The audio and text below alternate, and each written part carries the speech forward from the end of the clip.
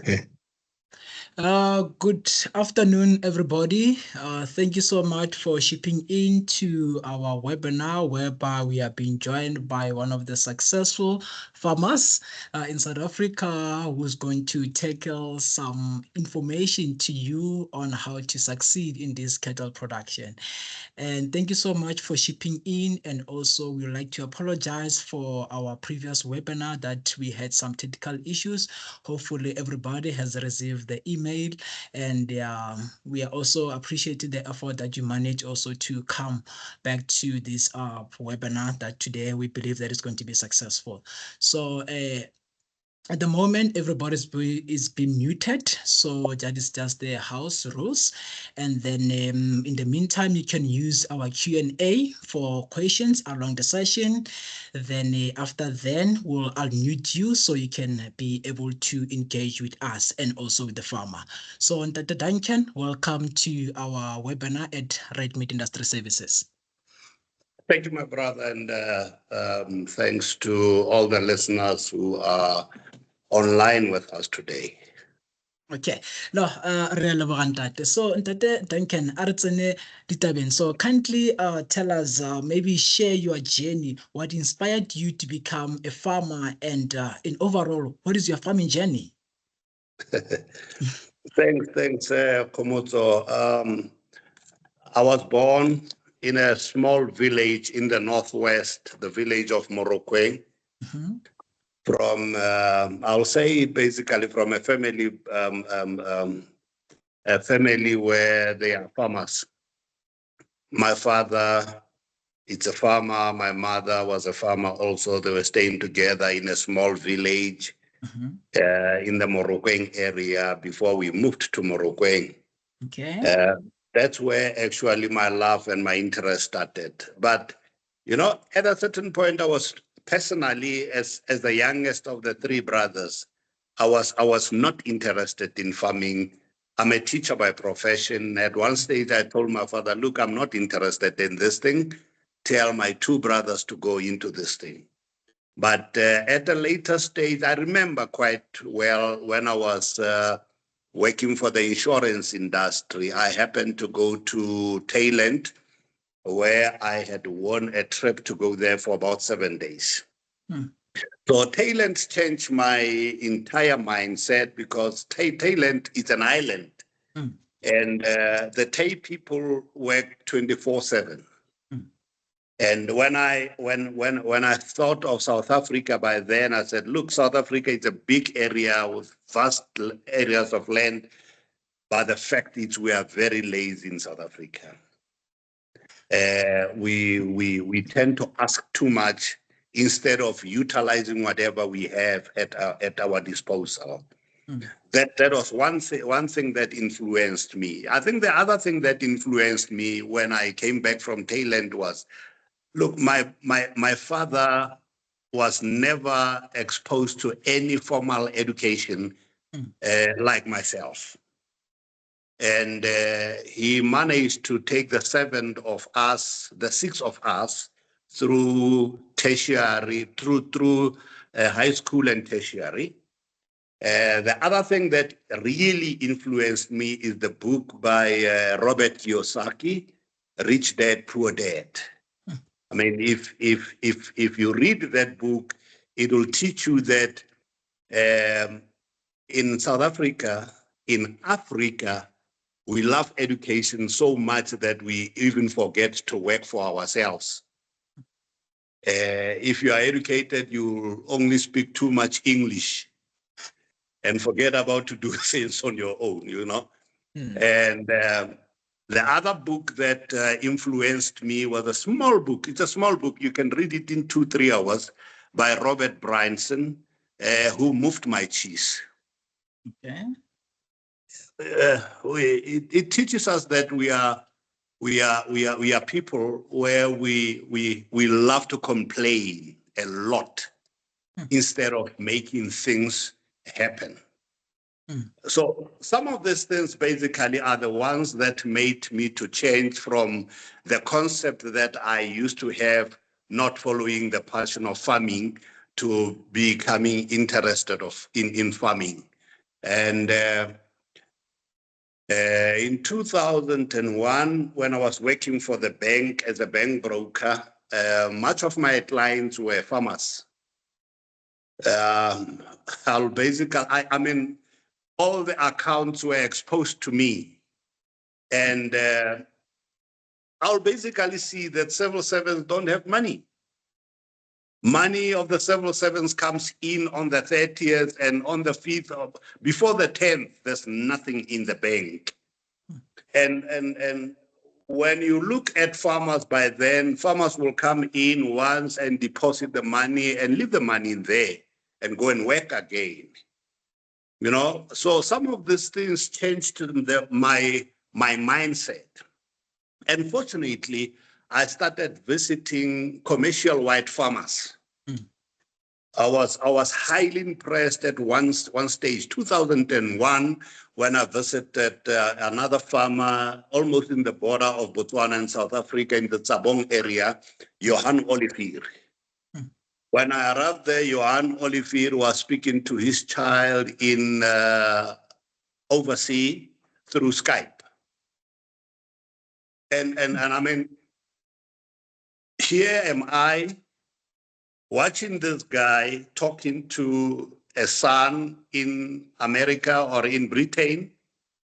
And here it's another world where black farmers, when they have to go to the farm, they have to push a bucket. So that on its own made me to see the two worlds differently. And I had to make a choice. Which world do I follow now? And I decided, because I mean, every time when my father wanted to buy a bull, he would go to a white farmer. When he wanted to buy a ram, he would go to a white farmer. And I felt that this is another world. And this world needs to be changed to a better world, in our case as black farmers. So that's why I went into farming, and I started from grassroots, and I decided I'll have to change this thing on my own. So that's basically how I started. That's how you became a farmer. So by the time when you were still a teacher, did you start to venture while you're still a teacher, or you left teaching completely to go into farming? I left teaching. I went into consumer council for a period of 4 years. And then I left consumer council. I went into the world of insurance. I worked for Southern Life for a period of 5 years.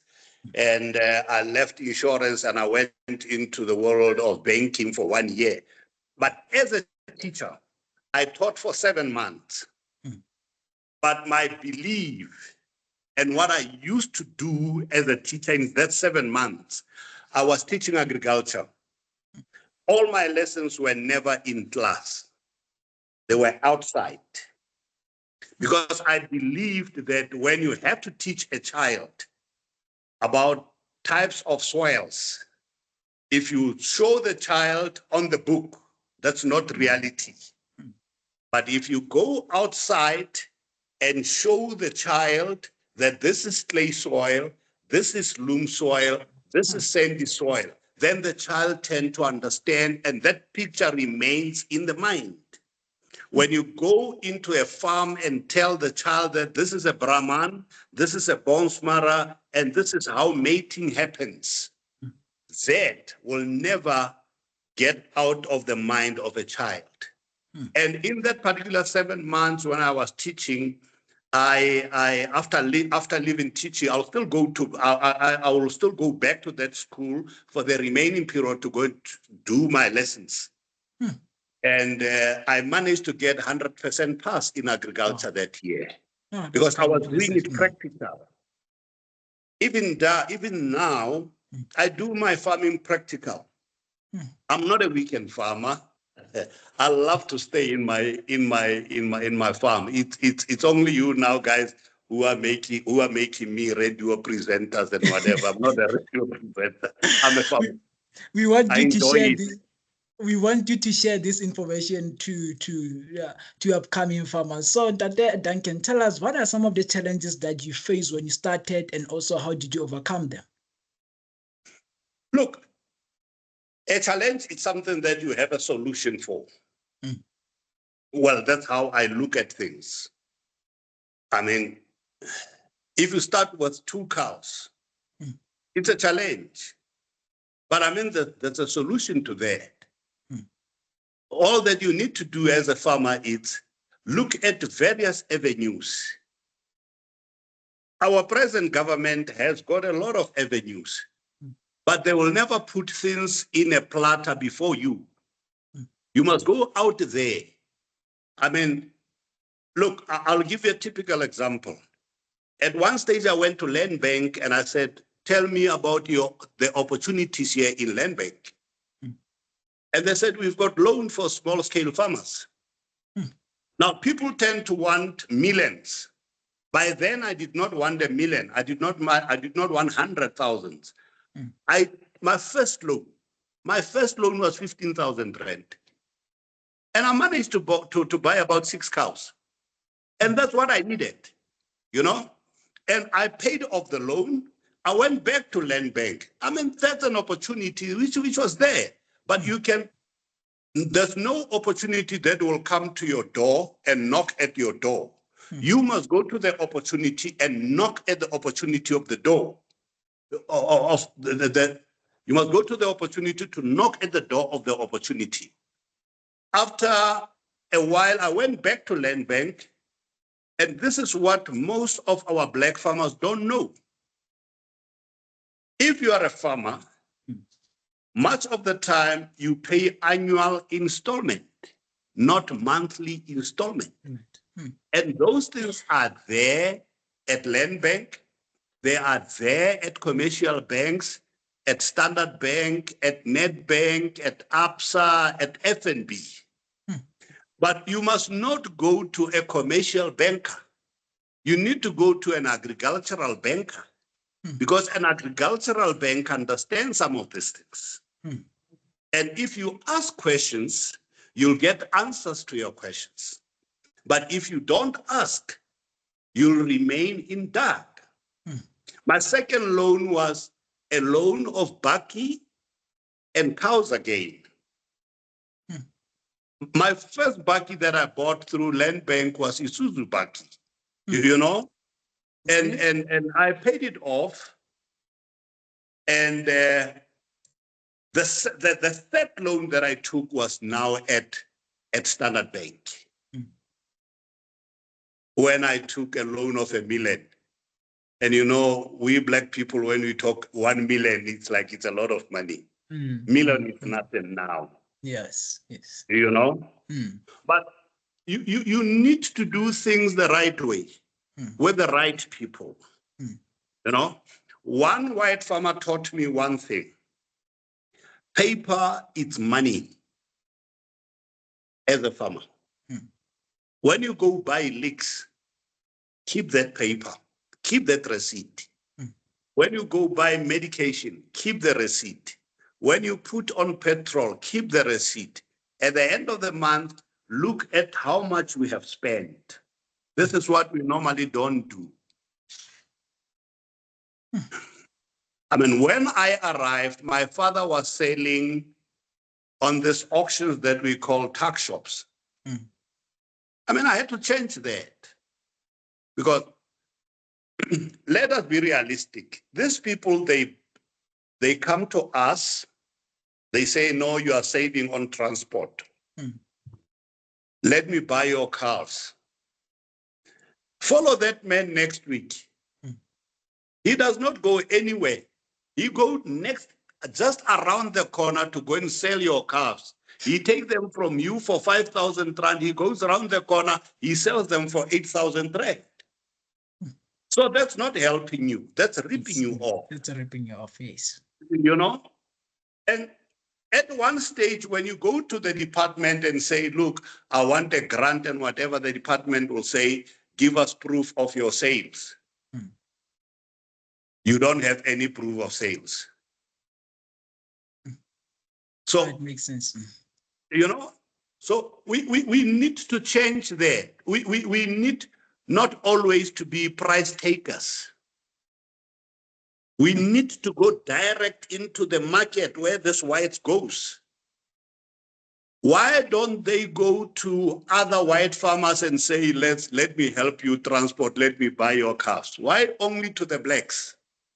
These are some of the things that we need to look into and try and do things. Maybe some people won't agree with me, but it's fine. But that's how I see it, and that's the reality. Because I also remember I attended one of the farmers' days where you were also a speaker. You indicated that we are not in a political system. Actually, we are in the business of food security. And that also, exactly, and that also links to me to say, currently you just received your 550,000 bull. So what are some of the marketing strategies that you can share or maybe that has proven success to you? Okay. Look, if you take my last auction on the 25th of June, 2024, this year, most of the people who came to support me are the people that I played a vital role in their lives. Are people that I mentored from nothing, from zero to where they are. A guy who bought my bull for 550,000, he bought his first 10 cows from me. And I mentored him from there. Now, people, they think when you talk mentoring, you must always be in his crawl. That's not mentoring. That's farming for him now. And that's what our people want. And that won't take you anywhere. But this man will know if he had anything, he will give me a call. Hey, but I've got a problem. What do I do? I'll tell him, do this, do this, do this, do this. So all that I'm trying to say is we need to take some pains. We need to take some efforts for our business to go somewhere else. The lady who bought the cheapest bull, or maybe on that day on the auction, for 65,000, it's a lady that I met with at Rustenburg when we had a farmer's day. And after the farmer's day, she came to me and she talked to me, and I promised her that I will come to you at Heidelberg. And I paid her a visit at Heidelberg. I looked around at her things. And I gave him my advice, and I say, if you do this and this and this and this, you'll get somewhere in life. That's Krubi, you know? And Krubi did the same thing. Last year, Krubi was supposed to come to my auction. She did not come. I did not become angry about it because I know she's my mentee, and she will get there. So this year, Krubi decided to come to the auction, and she bought a bull, and it's a lady, and she's a youth. Now, that tells you that there's commitment in this person. Yes. And rest assured, we will come back again and buy another bull. Farm Boy is one of the guys who bought a bull at my auction. It's a guy that I met through Facebook. And we started talking and we started sharing information. And people must understand this. As much as you are a small or emerging farmer, you've got that 10% that you have can mean something to me, or 50%. So you must never underestimate yourself as a farmer. You are a farmer on your own right, and you can contribute something to another bigger farmer. You know? So people see 550,000. I don't see 550,000. I'm seeing myself trying to change the world. You know, yes. I do a lot of talks. Botswana is one country that invites me a lot. I go to most of the farmers' days in Botswana, but I'm basically available anywhere. You know, platforms like this are the platforms that I use. And I don't just use platforms like this and from there I go back home and sit on my sofas. When I drive out here, I still go back to my farm and go do what I need to do on a daily basis, which is farming. Which is farming. Sure. Which is farming. You know, there's so many people that they want to be on your level. Some they say we're interested in buying more cattle, but the issue is land. So how did you go about in acquiring your land? But I think the issue of a land, it's been used.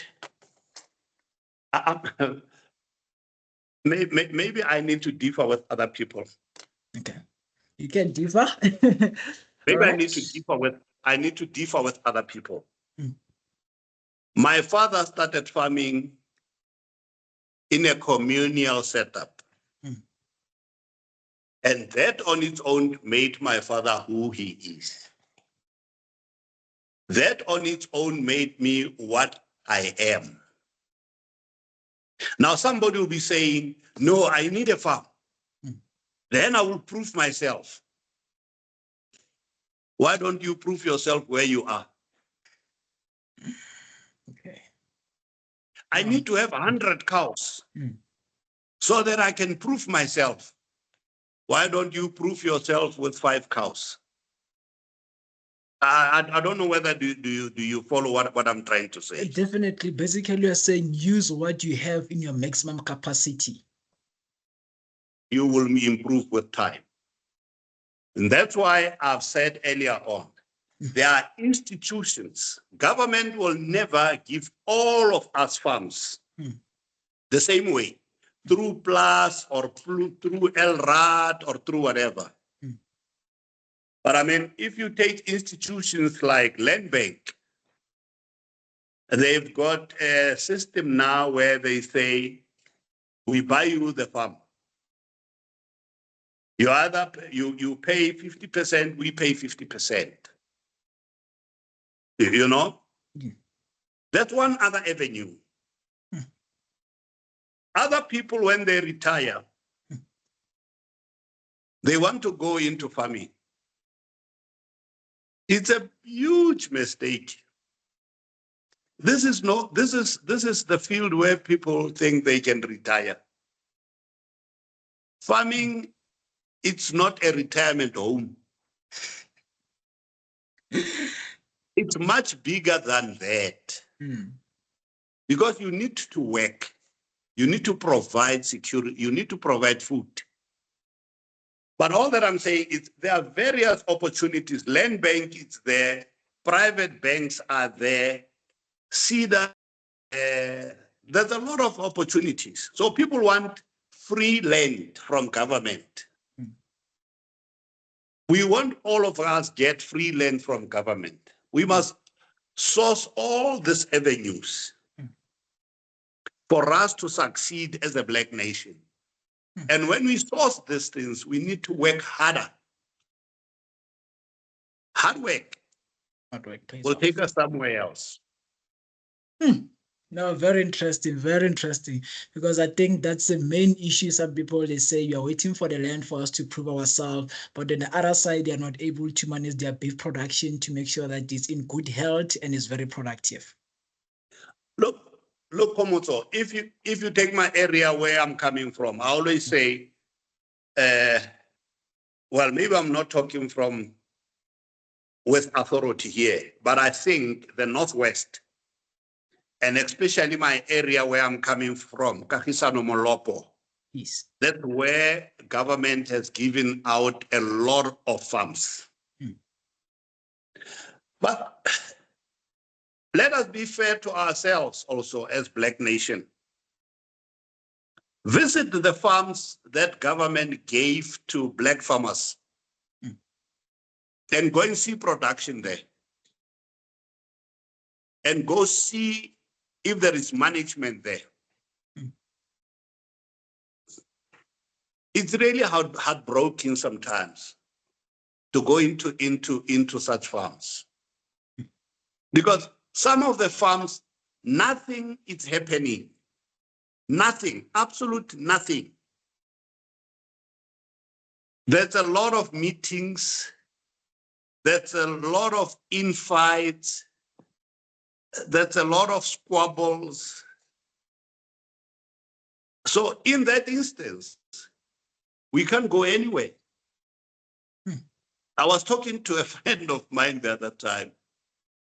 These people were given tractors, implements, and whatever and whatever.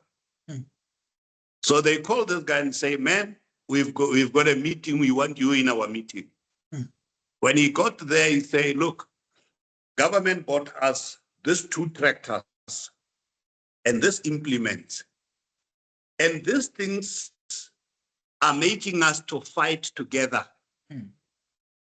So we want to reduce the fight, buy them, so that we can share the money. And then we won't fight anymore. Sure. So sometimes we don't want the land, we want money. We want money. Yeah, but that's a debate for another day. Yeah, yeah. Let's not open a can of worms. But also from your side, I would like you to maybe give farmers some tips on how to ensure your productivity on your farm and to make sure that your cattle are in good health. Right. This morning I was talking in Radio Motsweding. We were talking about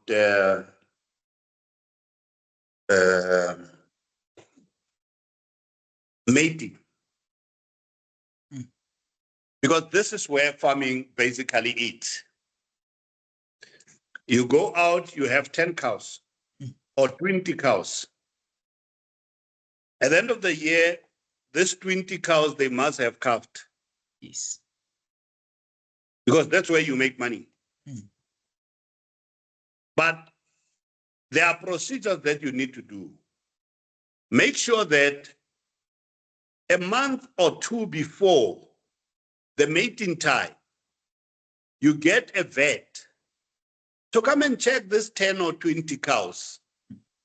If they don't have brucella, if they don't have CA, if they don't have sicknesses, it's not a lot of money. Make sure that a month, 2 months or a month before mating, the bull is ready. The semen count on the bull is right. Make sure that you have injected the bull with multimin, you have injected the bull with careligo and whatever. It's the same as you go on holiday. You make sure that the bakkie is ready, the tires are right, the bakkie is serviced, everything is right. The last week you pack your things nicely, you know that everybody is right. So that on the day of your journey, you don't start looking at those things. Now that's exactly what you do. Now, let me share one experience with farmers. One year, I injected my cows when they were in mating season with Supervex.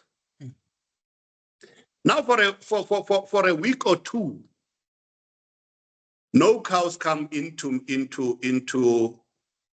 heat because that medicine disturbs the cycle.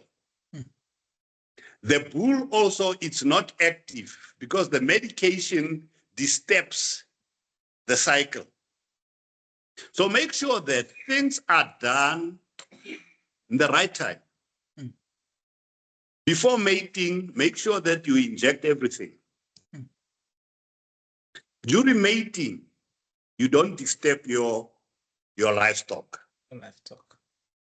And during mating, make sure that you feed your cows more. More does not mean the entire bag for 20 cows. You must know that a cow will take 1 gram of leeks per day or 1.5. If you want to increase, maybe 2 grams. Not more than that. Because leeks, it's not to supplement grass. But leeks, it's like a pudding to an animal. And there must be enough grass. So your rotational system also, it's very important, especially if you are in a farm. But even if you are in an open field, you can still manage your field. This is what people don't agree with. I'm coming from a trust land. An animal is something that you teach. Khomotso, if you go to Livestock, if you go to Gauteng, you'll always see Basotos along the roads with cows. They know this particular period, these cows, we keep them here. We must save the other portion of the land for bad times. So farming must be a serious business for all of us. So you follow the entire program. What you do in large stock, you also do in small stock. During lambing, you must supplement. You must supplement your goats. You must supplement your sheep. Give them extra, especially this time of the year. When it's lambing time this time, supplement is needed. But supplement will never be the same, let's say from October, November, December, because that's normally a rainy season. So the grass is green then. So there you still supplement, but not that much. So your planning, your management of time as a farmer, it's very important.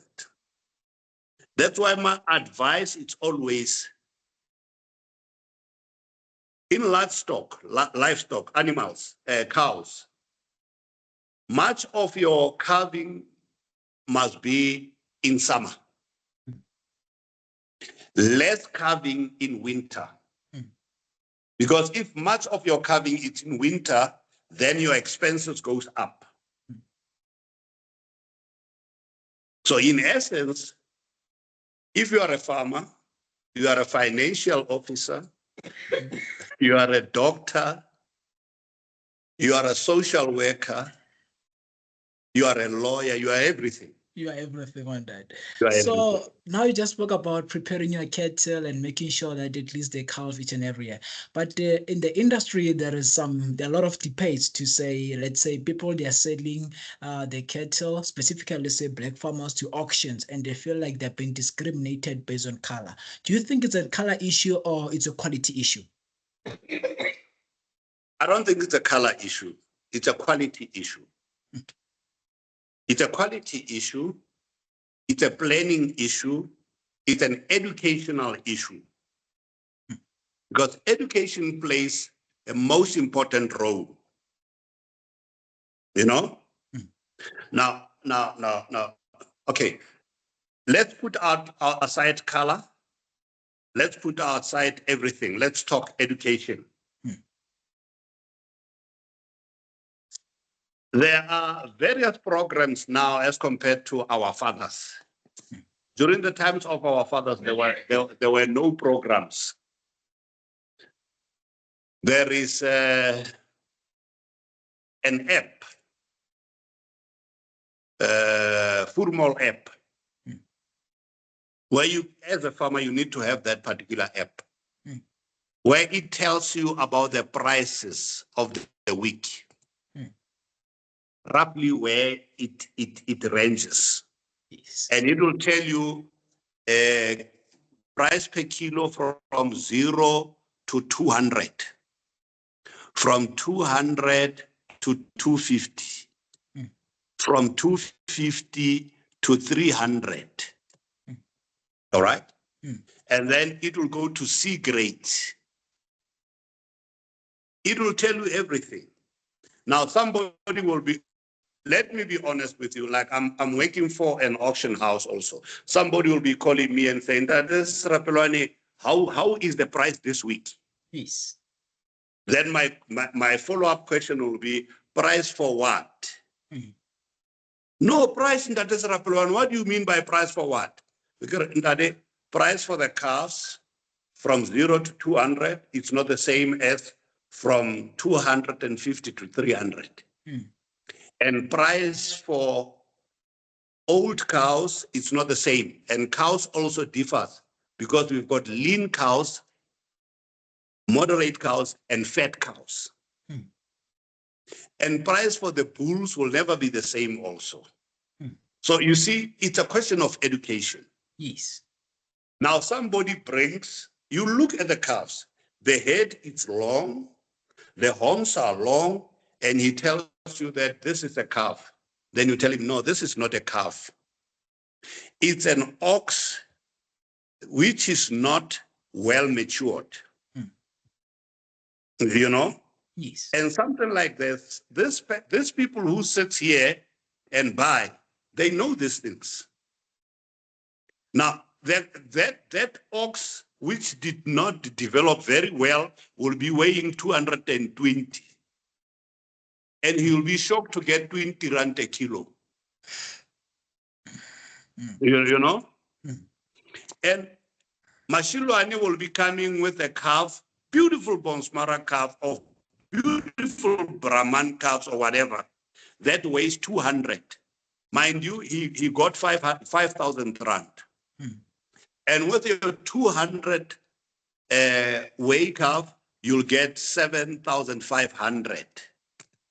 Now he will say, but my calf weight 220 and Mashiloane's calf weight 220. So this is a question of education. Let's forget about color and everything. You know? So I think our people need more education, more education, more education. You know? So I think that's very important. And for you to get to quality,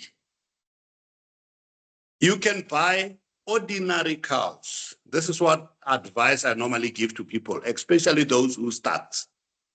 Buy any cow, but never compromise on a bull. Because a bull will change the entire crop. One bull.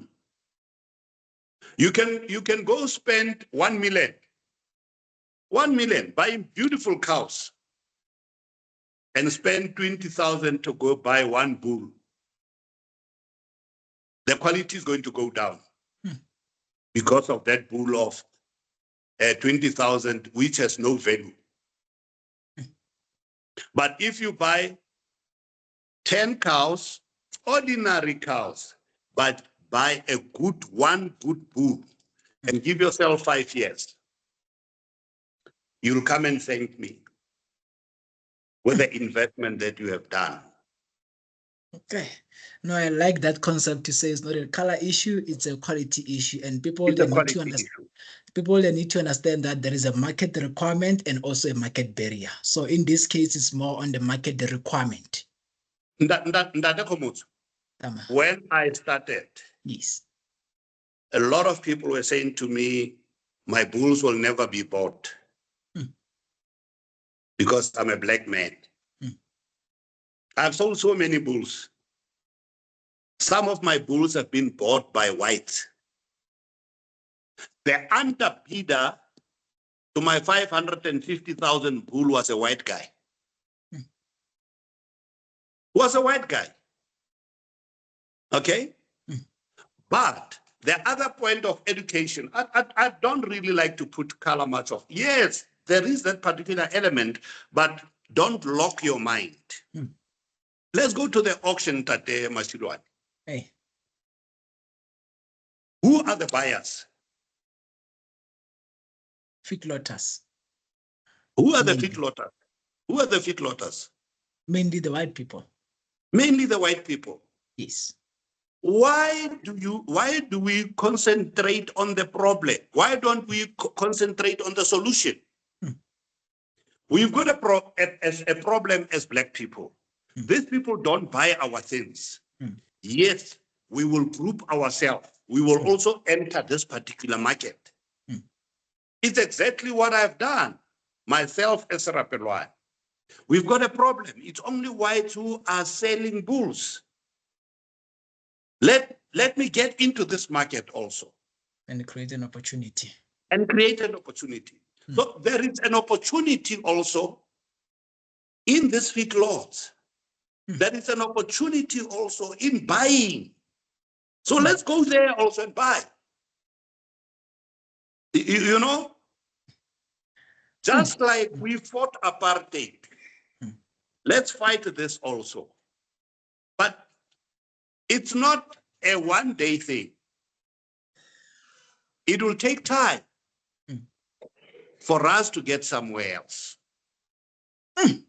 No, thank you so much. It was very informative. So due to time, I'm just going to ask you the last question. After that, I'm going to read some questions in there, and I can see some other people, they're already looking forward to ask you some questions. So now my last question will be, what is your vision for the future of this cattle farming in South Africa? And what's the maybe last two best advice that you can give to the aspiring farmers?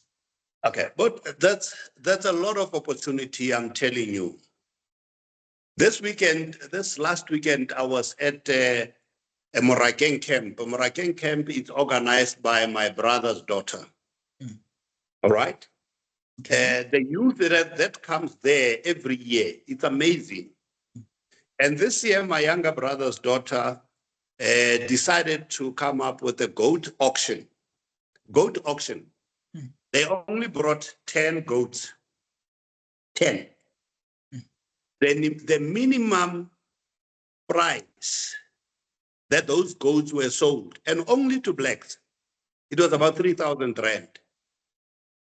And the highest price was 8,000 rand. And the prices of the rams, they were about 6 rams, if I'm not wrong.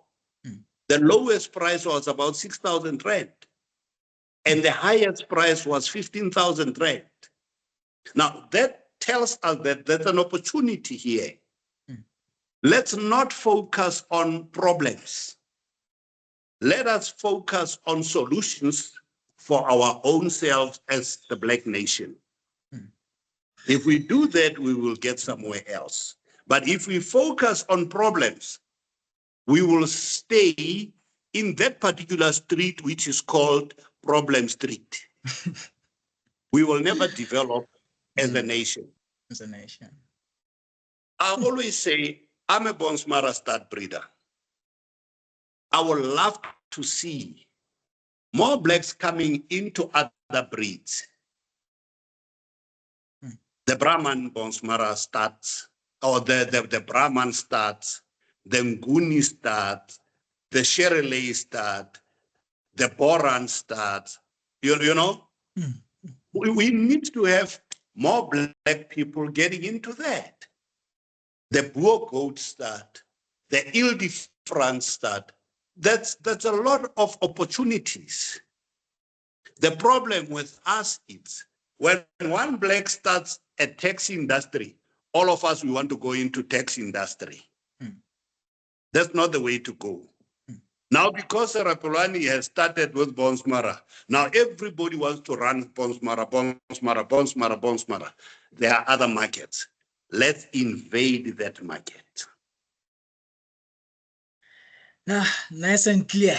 No, I really appreciate for your time and effort to be here. So I think now people can start to raise their hands. In the meantime, I'll be reading the questions that we have. The first one says, from Fonda, sorry not to call your name right, but it's fine. Let me just continue. The question says, the funding opportunities mentioned by the Serapelwane, are they still accessible even when you are farming on a communal land? Okay, did you get that? The Serapelwane, then let me check if there is no relevant question, or some people, they're just writing some, I think it's a comment. Most people that got free land have never used it, all right? And then another question says, I'm in a communal land, ko Morakeng ya Maretsane. Is it it is not easy to expect. It's not easy to, especially because we are a lot of older people who are not willing to change. However, we keep on. Okay, thank you for your comment. Then another one says, can I get the name of the app? The app on the Serapelwane indicated is Frumal app. And then another one says, why most white commercial farmers are having auctions on their farms? All right, I think that's also another question that we can also tackle. And then I'll just take the last one to say stock theft. How doesn't the Serapelwane deals with it? Okay, let's just deal with it. Okay. Let us start with the farming in urban, in rural areas, in trust lands, in what do they call it? Open field areas. Open field areas, okay.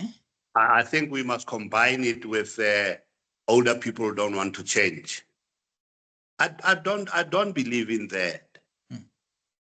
I think kids sometimes they want to get in and they don't want to learn. And they want to change what the father believed in.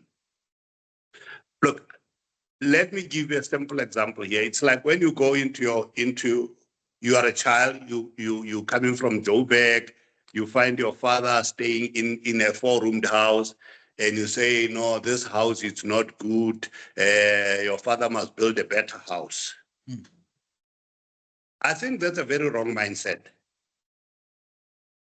That house, it's a 4-roomed house, but the same house has raised all of you. And the father has built this house with love. And he has his own hopes and everything here. And I think the reason why he loved this house is, you kids, leave my house alone, go out, build your own house. Do you understand me? Yes, I do understand that. Right. Now, you cannot come into your father's kraal and want him to sell the way you want. It's unfortunate, it's his kraal. If you want your own kraal, build yours next to your father's kraal and start your own things.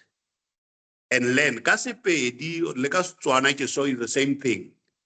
Le tlhaku le lesha le agelwa mo go le legologolo. You don't throw the old kraal. You build a better kraal on the old kraal. So come up with the new innovatives. When I came into the farming, I did not tell my father to sell his things. I want to start new things now. I did not start with the Bonsmaras. I started with a mixed breed that I used to farm with my father. And I started to change up until I made my father to retire. My father is still alive.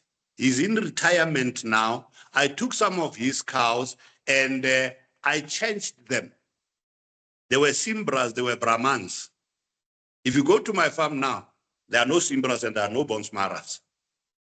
But I took his love into account. I took his interest into account also. And I built from there. And I came over, that's where your luck comes from. But how about go latlha tse o gotseng ka tsone? O batla go itirela tsa gago. I'm very sorry, but maybe I would well move but that's your baby. Right. Okay. The other thing, the other question is, does this banks fund you when you are in open field setup? Yes. In a communal setup? There are institutions, but that still serves you there. People don't ask. People don't go to the doors and knock. They ask Mashiloane who is not inside the house, who is in the street there, can you open the door for me here? Asking somebody who's in the street. Ask the owner of the house. Give the owner of the house the assurance that you will turn things around. No, I think I must leave that one there. Yes, just leave it there for that one. And then another one says, white farmers, yes, having auctions in their own farms. What's wrong with that? Maybe it's like asking Mashiloane, why do you dine in your own house? Why don't you go to Wimpy? It's a preference. It's a preference. It's like asking somebody, why do you farm with Bonsmaras? This is one thing that people must understand. You farm with what you love. And you do things based on your financial implications. I can still hold my auction also at my own farm. But does that cater for the farmers, for my clients? Kalahari is very far. So instead of me asking my clients to drive to Kalahari, why don't I drive my cows and my bulls closer to my buyers? It's a preferential issue. Yeah. Okay, and then the last one from this says stock theft. So maybe have you encountered any problem with stock theft and how did you deal with it? Issue of stock theft. Oh gosh. Can you hear me? Yes, I can hear you perfectly. All right. Issue of stock theft. Just take 1 minute. All right. Sorry for that. Okay. Issue of stock theft. It's two ways, or it's twofold, or threefold. One, it comes from the workers. Two, it comes from organized theft. Three, it's your own making. Own making in the sense that your workers knows that you only come on Sunday to the farm. You never spend a lot of time in the farm. You come and ask whether the cows did arrive and you drive back. You'll only realize after 2, 3, 4 weeks or a month that your cows are lost. That's a problem of a farmer. Secondly, sometimes it's a question of the worker knows how your movements are and they take advantage of that. Thirdly, it's just more organized type of a crime. Now, I won't have a concrete answer to that one. Okay. No, I understand. I do understand. Yeah. Okay, let us take another question from Mme Ntate Kagiso. I'm muting you. Mme or Ntate Kagiso, you can unmute yourself and ask your question. Thank you so much for the opportunity. Good day, Mr. Mashiloane. Good day, Mr. Moalosi. I just wanted to know why traceability in livestock farming or stud breeding is crucial in South Africa. Okay, so from an industry point of view, traceability is crucial in a way that it's going to help us to be able to manage diseases effectively. Like, let's say, example, we have an outbreak with foot and mouth. So if we know where are these animals coming from, And that can also help us in a way that we can try to be able to minimize that, because that's also a requirement for us to be able to, let's say, to do export market. So if, let's say, we have an outbreak of diseases, we cannot be able to export etc. So traceability serves as a basic for us to be able to have a national creditable animal health model. At the same time, on the other side, we believe that in future is going to help us to minimize stock theft, because that's something that will be able to minimize in a way. So I would say that's a brief that I can give it to you at the moment, but more information is also available on our website. But from a farmer point of view, the Serapelwane can also add on that. Well, for me, that Mashiloane, traceability should not start with government or with the police or whatever. It starts with you as a farmer. You must brand your things, because it's out of branding that you can tell us that this is my cow. It's out of tattoo that you can say with certainty that this is my sheep. Let's forget about the markets and whatever. Let us talk about you as farmer. As if both of you farmers are arguing about a cow, you can simply say, this is my cow because it has my own brand on it. Okay? Okay. Secondly, if you sell, because you are in business, this is business, basically. If you sell, I mean, if I sell my bull, after 5 years, I go somewhere else and I see my brand on my bull, I'll say to this man bought this bull from me. But apart from that, it's a marketing tool for me. If Mashiloane comes into your farm and say, this is MD Serapelwane's brand, how is this brand doing? Then you tell this man that this brand is doing quite well. So it's a marketing strategy. But apart from that, for the open market now, it's for traceability. People must understand that we don't farm for ourselves. We farm for those who don't have the opportunity to farm. So if somebody is sick, we must be in a position to can trace back where that cow came from. So I think branding is very much important. Okay, no, thank you so much. Thank you so much for making it more informative. Then we take another one from Ntator Mepenyo Motebe. Okay, I am muted. Please unmute yourself and ask your question. Hello. Hello.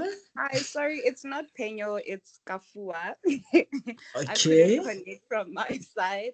All But right. I have a question regarding the education aspect that Serapelwane mentioned.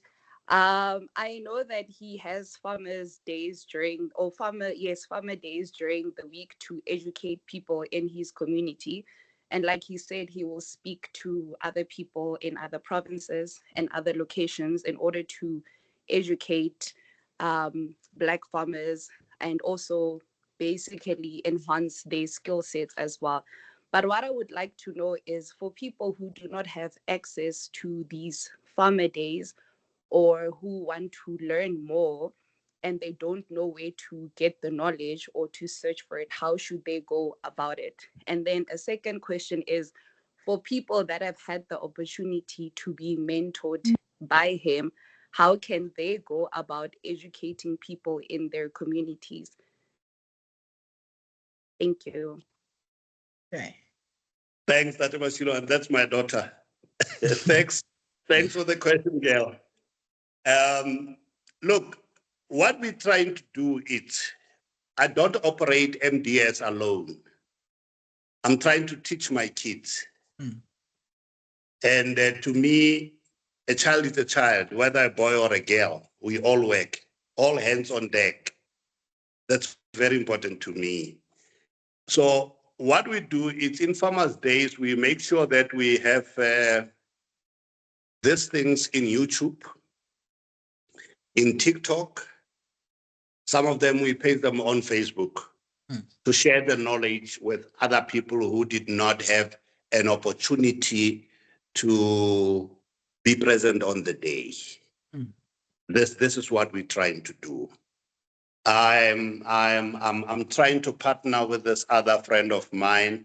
We're trying to come up with what is this podcast, where it will be MDS, whatever podcast, trying to share the knowledge with other farmers, because that's very crucial. I think what you are doing, Tate Mashiloane, it's very proper. I have seen it that most of our people lack knowledge, especially on the field of farming. I mean, I was saying to people in my community, look, when we slaughter, we just take the meat and put it in a pot and in the kika, o tsaya selwa ene fela o tsaya mo kikeng wa khoba o tsaya spare ribs wa tsaya mo kikeng.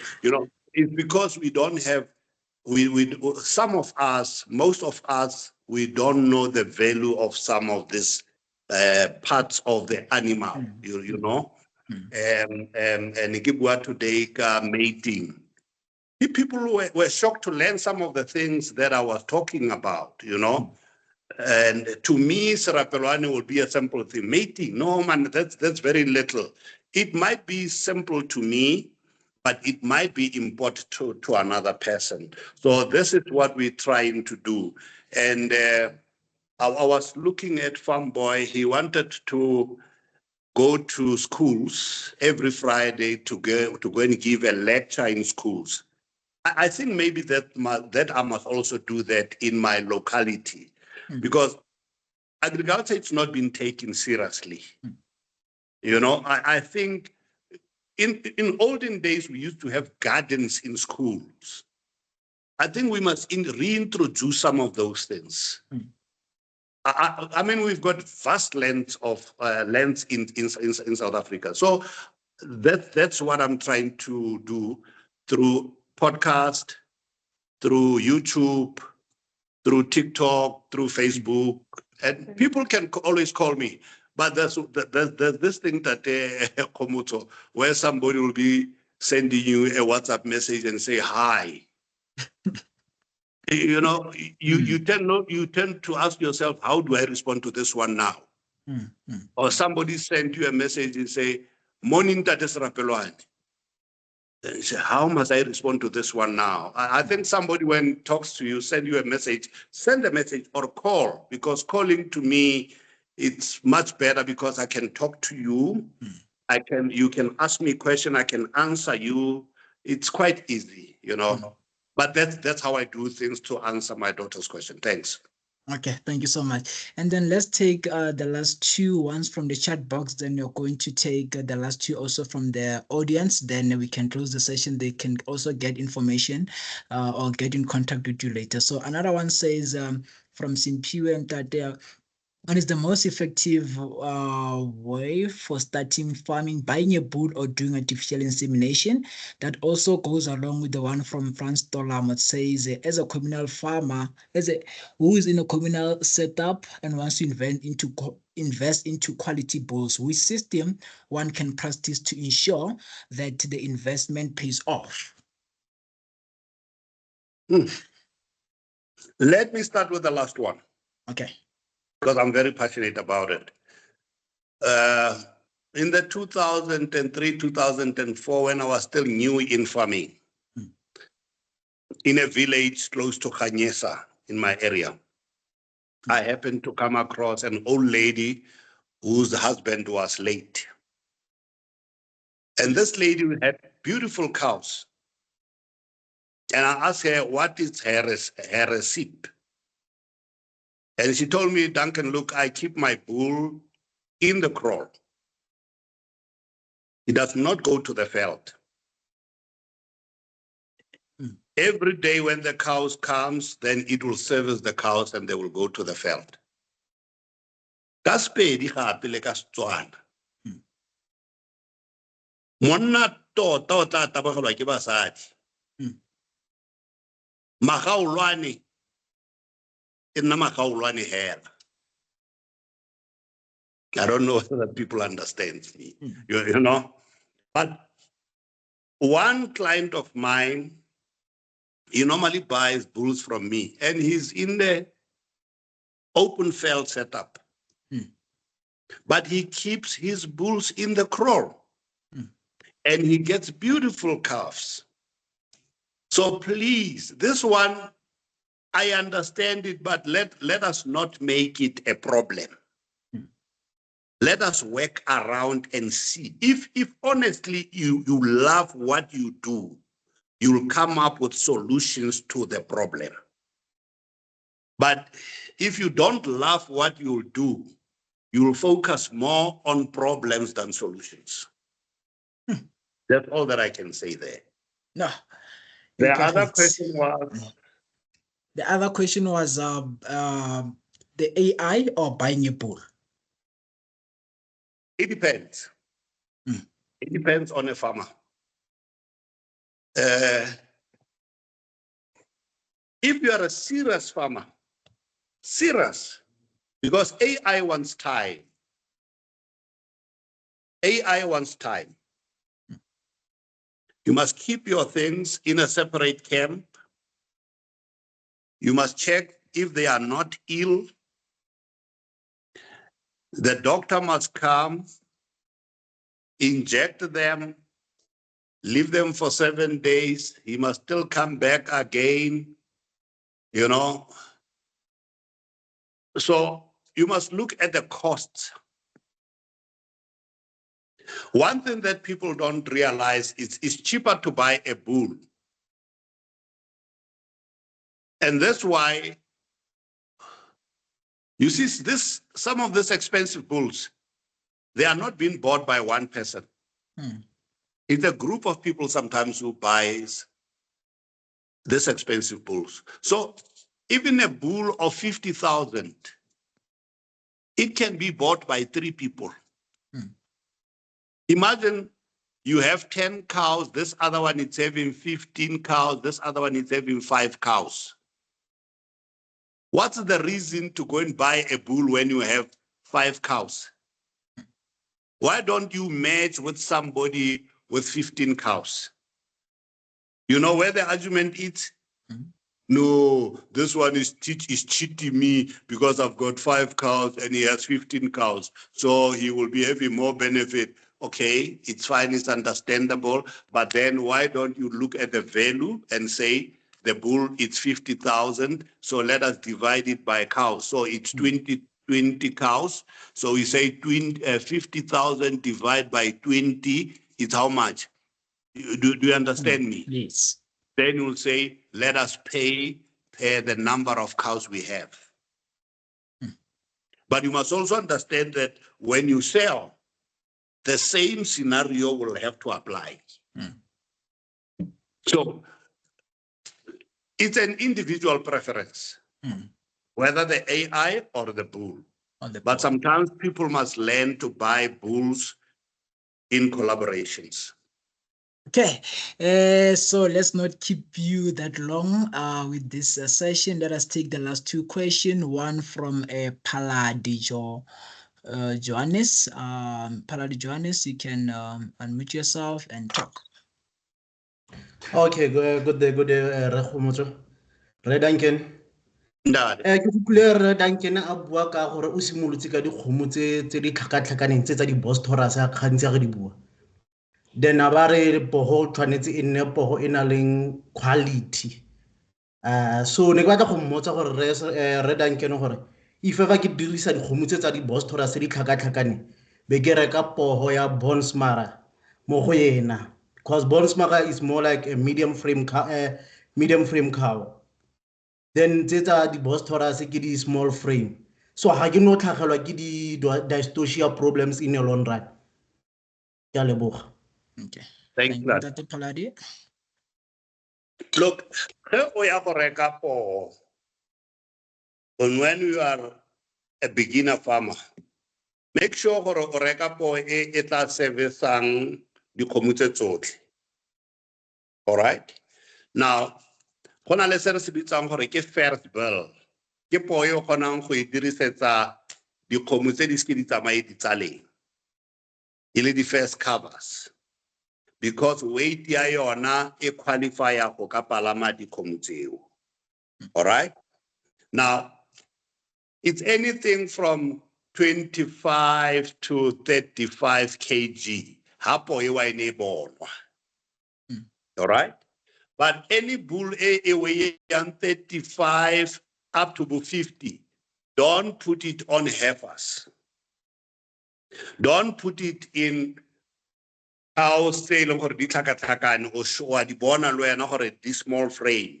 Rather use the bull e o ka e tsayang gore ke ya di first bull. All right, but now the other study sa go Bonsmara se re bontsha gore I think o na le go ela tlhoko ntate Khomotso malatsi a gore we check o tla kry-a ba re re checka double muscling on a bull. Yes. Or myostatin. Yes. Now, boy, e kgona go nna weight ya 30 kg. It's a first bull. Ke boy o ka e dirisa mo di first-eng. Mare e na le myostatin. E na le gene ya double muscling.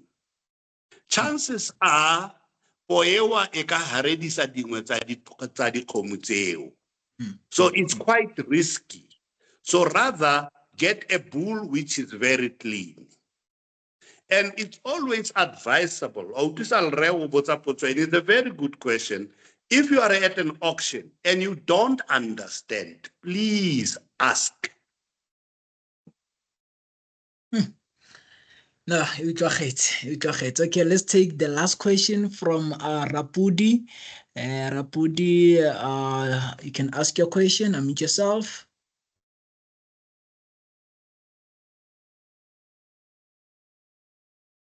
Okay, Rapudi? Not coming through. Okay, I'll take this one from Khomotso Bantu. Khomotso, you can unmute yourself and ask your question. Good afternoon, colleagues. Good afternoon, Serapelwane. Yes, Murakile. Hey, Murakile. I just need to get to the point where, because you stress the importance of having a quality bull. However, the perception that we have is that the ratio of bulls to cows. How do you measure, and does it vary from breed to breed, or there's a standard of the ratio of so many cattle for so many bulls? Let's say if I have 40 cows, do I need to have one bull, or do I need to have more than one bull? Thank you. Thanks, Ndade Banchu. Ladies and gentlemen, you know, bulls will never be the same. But it's better to be on the safe side. You cannot say, I've got a bull that can service 50 cows or 60 cows in one season. And we must differentiate when we talk season. Season, we're not talking 1 year. That's not one season, it's 2 seasons. Because it's summer and winter mating. Now, 50 cows, they can be serviced in a year by one bull. It's very possible. All right? But in one season, because season we will say in farming scenario, season will be 3 months. You put one bull for 3 months in cows. Yes, if you find that one bull, I won't say a Bonsmara or a Brahman or whatever, a good bull can even go to 40, but don't risk. Don't risk. Do what is right. Use your bull sparingly so that you can use it for a longer period. If you are a typical Motswana boy, you'll understand. Parents used to teach us Moshimane ha o rata basetsanyana o tla fela dinoka. So it's the same with the bull. Anything which is a male differs from nothing. It's a male. Use your bull sparingly. 25 to 30, it's a safer number. That bull, you can use it for quite some time, and your returns, don't fight for returns. You'll still get returns even at 25 cows. You'll get your returns. Do your calculations right. Okay, no, Serapelwane. Thank you so much for shipping into our webinar. We can't keep you that long. We understand that farmers are very busy, so you'll have to check all the on the other side before the before editing again. So, do you have anything that you want to say to our farmers on the other side? Maybe there are other upcoming events that you want to share with us. Thanks, Tate Khomotso. All that I can say is let us try and do things differently as Black farmers. Let us farm with the cows that we love, not the cows that Serapelwane has or that Khomotso has. Farming to me, I always say it's like marriage, because you marry the woman you love, you marry the woman you tend to live the entire life with. So the same applies to farming. You cannot farm with the Borans for 2 years and change for another 3 years to Bonsmara and change for another 3 years to Brahmans. So basically, at the end of the day, you cannot tell us exactly what you have been doing in your business for that particular time. That's very important. So do what you love most and spend much time with your business. Let us take farming as a business. Let us take farming seriously.